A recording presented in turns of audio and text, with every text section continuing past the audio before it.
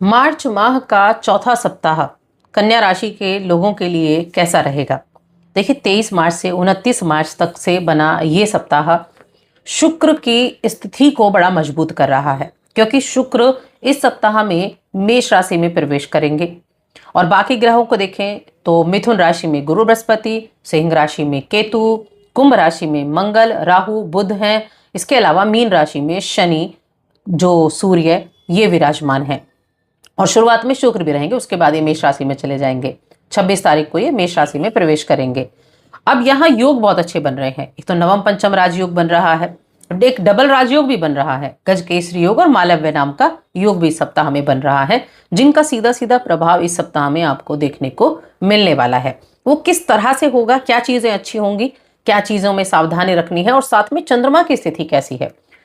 चंद्रमा जब सप्ताह की शुरुआत होगी ना, तो वृषभ राशि से गोचर करेंगे, सर्वार्थ सिद्धि योग बनाएंगे, रवि योग बनाएंगे, किस्मत का पूरा साथ दिलाएंगे। 25-26 मार्च को दुर्गाष्टमी के पावन अवसर पर चंद्रमा मिथुन राशि में गज केसरी राजयोग बनाएंगे, करियर में एक बड़ा उछाल लेकर आएंगे। 27 मार्च को रामनवमी के मौके पर अपनी राशि में चंद्रमा होंगे, जो आर्थिक फायदा दिलाएंगे कन्या राशि के जातकों को। सप्ताह के अंतिम दिन 29 मार्च को, जो एकादशी का दिन है, चंद्रमा सिंह राशि में होंगे, खर्चों में बढ़ोतरी करने वाले हैं। लेकिन ये होंगे किस तरह से, चलिए जानते हैं। आगे बढ़ने से पहले छोटा सा निवेदन है, चैनल पर आप पहली बार आए हैं तो चैनल को सब्सक्राइब कर लें और कमेंट बॉक्स में लिख दें जय माता दी। तो देखिए, ये अंतिम सप्ताह है मार्च महीने का। और करियर की अगर हम बात करें तो जब सप्ताह की शुरुआत होगी तो यहाँ योग जो है वो बड़े अच्छे बनेंगे। जैसे सर्वार्थ सिद्धि योग हो गया, चंद्रमा की स्थिति अपनी उच्च की राशि में वृषभ राशि में है, तो ये योग जो है, इस योग के दिन आपकी किस्मत बहुत बलवान होगी, क्योंकि आपको बहुत अच्छे रिजल्ट मिलेंगे अपनी किस्मत के बल पर। आपके लिए कोई अटका हुआ सरकारी काम या पेपर वर्क आसानी से पूरा करने का ये समय है। आप कह सकते हैं कि ये आपकी कामयाबी की जो एक शुरुआत है ना, उसके लिए बहुत अच्छा रहने वाला है। आपकी रचनात्मकता में वृद्धि होगी, जिससे आपको बहुत अच्छा मुनाफा अर्जित करने में कामयाबी मिलेगी। कोई बेहतरीन नए विचार सोचने में आपको सफलता मिलेगी। ये समय आपको सबसे अधिक आर्थिक तौर पर बड़ा फायदा मिलाने वाला है। चंद्र राशि, जो गुरु बृहस्पति को अगर हम देखें, गुरु बृहस्पति जो 10वें भाव में है, ये आपके रिश्तों में भी तरोताजा महसूस आपको कराएंगे, साथ में आपको विशेष रूप से सफलता भी दिलाएंगे। आप इस सप्ताह में कार्यक्षेत्र से जुड़ी कोई यात्रा भी कर सकते हैं, जिसके आप काफ़ी समय से प्रतीक्षा कर रहे थे। लेकिन यात्रा पर जाने से पहले अपने सारे पेपर वर्क को आप अपने उठाकर अगर अपने पास रखेंगे तो ज़्यादा अच्छा रहेगा। उसके बाद की जो बात है, यानी उसके बाद अगर हम देखें तो जब 25 और 26 मार्च का समय होगा तो असली कामयाबी का समय होगा, दुर्गाष्टमी का समय है। 10वें भाव में चंद्रमा है, ऑफिस में बॉस जैसा रुतबा होगा। आपके काम करने के तरीके से जो आपके बॉस हैं वो बेहद खुश होंगे। अपनी हर एक चीज़ को आप बड़े अच्छे से संभालते दिखाई देंगे। 27 और 28 मार्च को रामनवमी के समय 11वें भाव का चंद्रमा बिजनेस करने वाले जातकों को बड़ा मुनाफा दिला कर जाएगा, या कोई बड़ी डील दिला कर जाएगा, बड़ी आसानी से मिल पाएगी। जिस डील के लिए आप बहुत प्रयास कर रहे थे वो डील आपको आसानी से मिल जाएगी, ऐसा योग बनेगा। सप्ताह का जो अंतिम दिन 29 मार्च का दिन है, यहाँ 12वें घर में चंद्रमा है। और 12वां घर क्या है? खर्चे का है, व्यय का है, विदेश का है। तो यहाँ ऑफिस के काम के सिलसिले में आपको अचानक से कोई ट्रैवल करना पड़ सकता है, भागदौड़ हो सकती है, थकान हो सकती है। अपने काम को दूसरों पर बिल्कुल भी ना छोड़कर जाएं, अपने काम पर आपको अपना ध्यान रखना होगा। और इस दौरान एक चीज़ याद रखनी है कि अगर आप बाहर जा रहे हैं, इस पूरे सप्ताह में एक चीज़ याद रखें, घर से जब आप बाहर निकलेंगे, ऑफिस के लिए निकलेंगे, तो एक हरी इलायची उसको मुंह में रखकर आप तब निकलें, बहुत अच्छा इसका रिजल्ट मिलेगा। फाइनेंशियली अगर देखा जाए तो फाइनेंशियल ग्रोथ कैसी रहेगी, कमाई के मामले में कैसा रहेगा ये सप्ताह? तो ये सप्ताह कन्या राशि के जातकों के लिए शुरुआत में कमाई दिलाने का है, और शुरुआत जो सप्ताह का अंत है वहाँ खर्चे कराने का है। तो खर्चे कराने का, क्योंकि सप्ताह के अंत में चंद्रमा जो है वो सिंह राशि आपके 12वें घर में है। लेकिन जब शुरुआत होगी तो आपकी सैलरी या आपके काम से मिलने वाले पैसों में आपको स्थिरता देखने को मिलेगी, आप खुशी का अनुभव कर पाएंगे।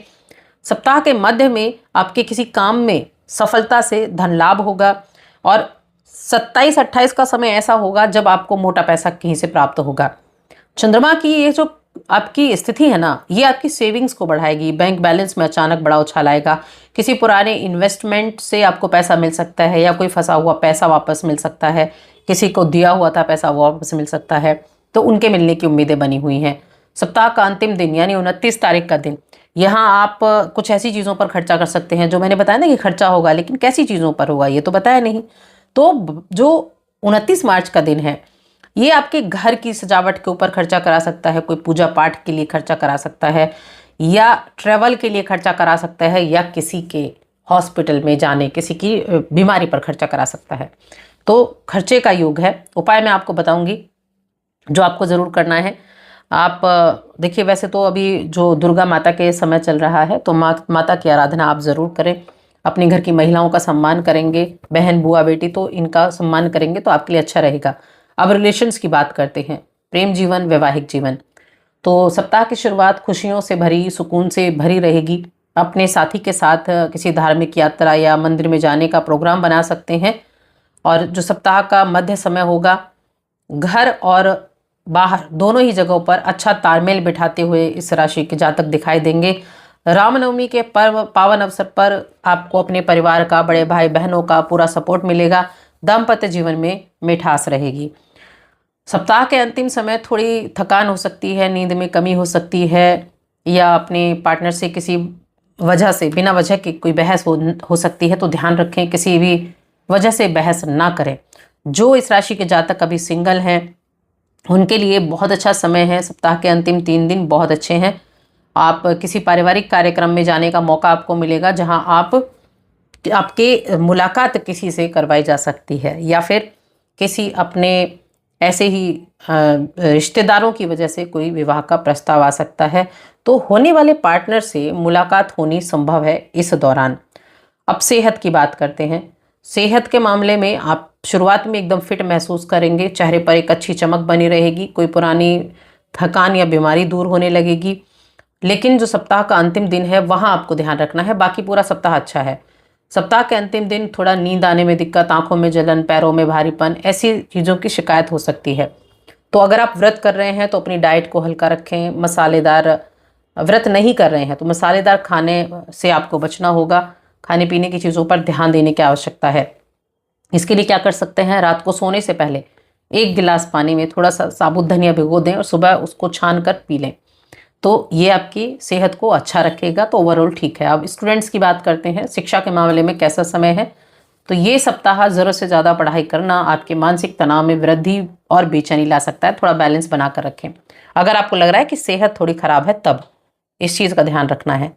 और कुछ ऐसी चीज़ों का हिस्सा ज़रूर बने, थोड़ा बाहर भी निकलें, अपने कुछ स्पोर्ट्स जैसी गतिविधियों से जुड़ने की कोशिश करें।